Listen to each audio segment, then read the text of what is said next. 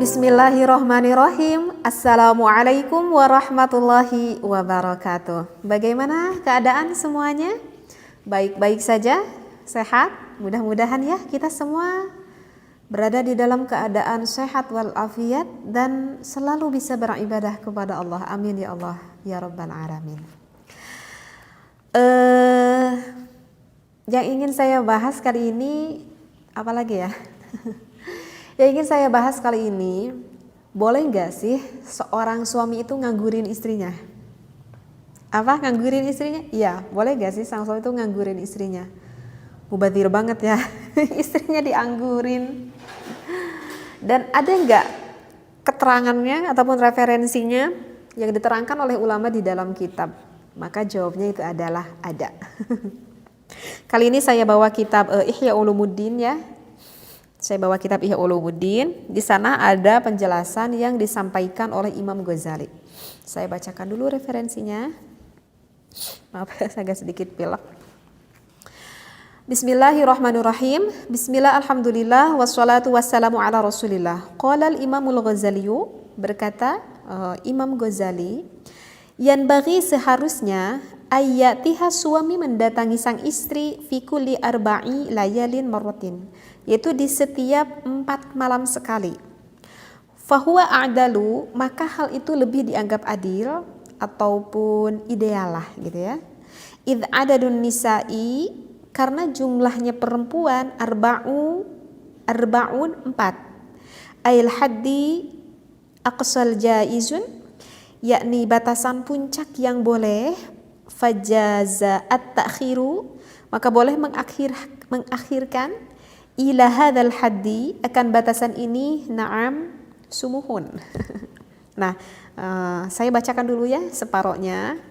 Jadi di dalam kitab Ihya Ulumuddin, Imam Ghazali berkata bahwa boleh bagi sang suami melakukan berhubungan intim ataupun idealnya berapa kali sih suami mendatangi sang istrinya, yaitu adalah setiap 4 malam sekali. Idealnya, kata Imam Ghazali seperti itu. Kenapa Imam Ghazali berkata seperti itu? Itu dikarenakan batasan sang suami boleh mempunyai istri itu kan sampai 4. Nah itu yang menjadikan patokan kenapa Imam Ghazali berkata seperti itu. Jadi kalau misalkan sang suami itu punya istri 4, misalkan waktu ngilirnya itu misalkan satu hari selisihnya, misalkan nih gitu ya. Istri pertama 1 hari, istri kedua ya hari kedua, istri ketiga ya hari ketiga, istri keempat misalkan hari keempat. Nah maka nanti akan mendapatkan gilirnya istri pertama nih hari pertama gitu ya. Nah maka nanti akan bertemu lagi ke istri yang pertama setelah selesai ke istri yang keempat kan. Nanti akan bertemu lagi nih ke istri yang pertama. Seperti itu ya. Sehingga nanti akan ada 3 malam yang kosong gitu ya pada salah satu istrinya. Nah maka akan ditemui lagi nih sang istrinya itu pada malam keempat. Seperti itu.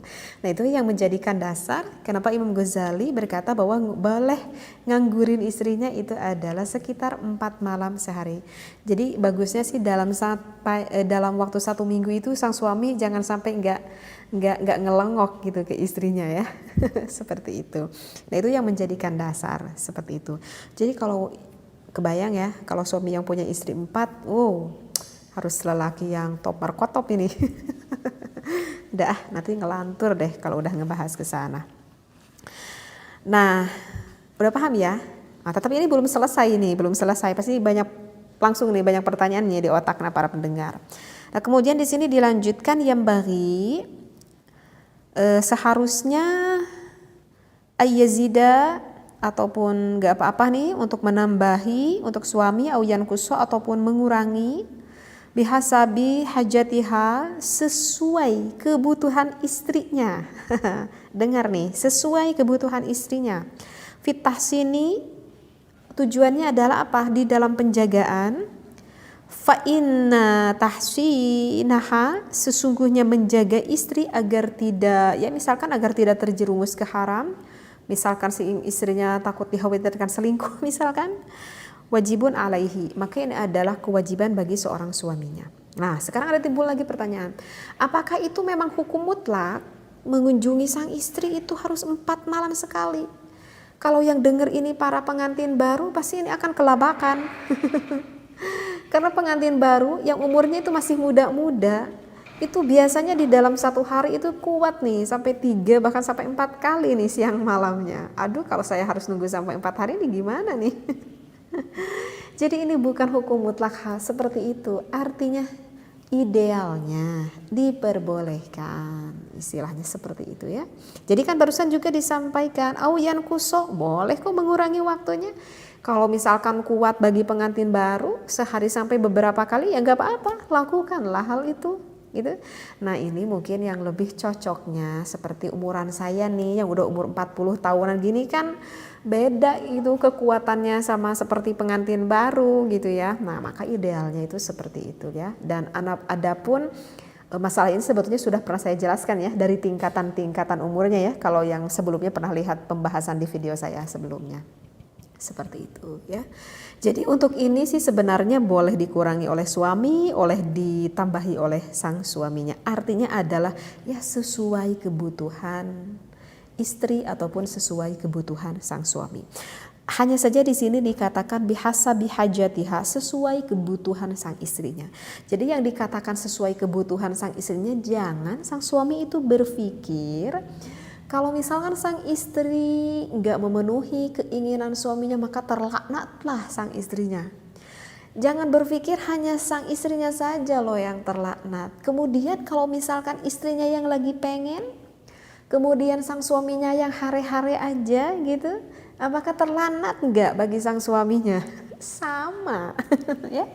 Maka jangan berpikir hanya istrinya aja nih yang akan kena laknat. Sang suami pun ya kalau misalkan sang istri meminta, maka itu ya harus dipertimbangkan dong ya. Ya kalau misalkan untuk seorang istri kalau minta itu kebanyakan malu. Iya, saya paham kebanyakan wanita itu malu ya. Tapi itu malu biasanya sih bagi pengantin anyar. Ya sekitar 1-5 tahun. Tapi kalau yang udah berumah tangga seperti saya yang udah puluhan tahun, masa masih mau terus mengukut kemaluannya sama sang suami? Toh memang itu adalah kebutuhan biologis bareng-bareng. Jadi kalau menurut saya wahai para istri ya gak perlu malu juga ya, karena itu memang kebutuhan Anda seperti itu. Jadi kalau misalkan wahai para suami, jika istri Anda mau maka di sini dikatakan wajibun alaihi. Menurut Imam Ghazali di sini dikatakan maka wajib bagi sang suami untuk memenuhi akan kebutuhan biologis sang istrinya. Kenapa harus dipenuhi kebutuhan biologis sang istrinya? Kenapa? Karena fitah sini. Karena menjaga dari apa? Menjaga dari hal yang tidak diinginkan. Fa inna tahsinaha, sesungguhnya menjaga istri dari hal yang diharamkan. Ya, apa saja itulah. Gitu ya. Karena sang istrinya merasa tidak selalu terpuaskan oleh sang suaminya, misalkan ya tidak sedikit bagi sang istri yang tidak mempunyai iman sehingga naudzubillah sang istrinya itu sampai berani berselingkuh misalkan begitu ya. Nah oleh karena itu diharuskan ada komunikasi yang betul antara suami dan juga istri seperti itu ya. Bisa difahami ya apa yang saya dibahas kali ini mudah-mudahan. Tapi ada yang ingin saya sampaikan ya wahai para suami, ada yang harus diperhatikan itu ada kepuasan sang istri ya wahai para suami, karena secara penelitian itu saya merasa kasihan juga ya kepada para wanita. Secara penelitian itu sekitar 50% wanita itu tidak bisa sampai kepada puncak orgasme gitu ya, tidak sampai pada puncak orgasme. Oleh karena itu bagi sang suami yang bisa menyenangkan sang istrinya ketika berhubungan intim itu adalah ketika sang istrinya itu bisa sampai pada puncak ar-rasyah al-jinsiyah. Jadi artinya ar-rasyah al-jinsiyah itu sampai inzal, sampai keluar, sampai orgasme lah istilahnya itu seperti itu ya. Jadi layaknya kalian melakukan berhubungan intim tidak meniru seperti binatang. Karena kan kalau binatang itu nggak ada porefly, nggak ada cumbuk-mencubuk dulu, nggak ada merayu dulu kan. Kalau binatang ya asal masuk keluar ya udah dan pergi begitu saja. Jadi artinya jangan sampai sang suami itu tidak mengetahui apakah istrinya mendapatkan kepuasan atau tidak. Asal suaminya merasa udah puas lalu tidur dengan enaknya tanpa mengetahui sang istrinya ya setelah itu. Nah itu ini menurut penelitian ya, menurut penelitian itu seperti itu. Jadi oleh karena itu mudah-mudahan para pendengar semuanya, kita bagi suami yang bisa menyenangkan istrinya dan juga istri yang selalu bisa menyenangkan suaminya. Akan apa yang saya disampaikan, mohon untuk para pendengar untuk berpikir positif, jangan berpikir negatif, karena apa yang saya sampaikan ini adalah hukum yang memang jelas yang ada di dalam kitabnya yang disampaikan oleh ulama seperti itu ya, agar kita mengetahui akan perihal hukum mana yang benar dan mana yang salah. Oleh karena itu, mudah-mudahan bisa difahami. Wallahu a'lam wabillahi taufiq wal hidayah. Wassalamualaikum warahmatullahi wabarakatuh.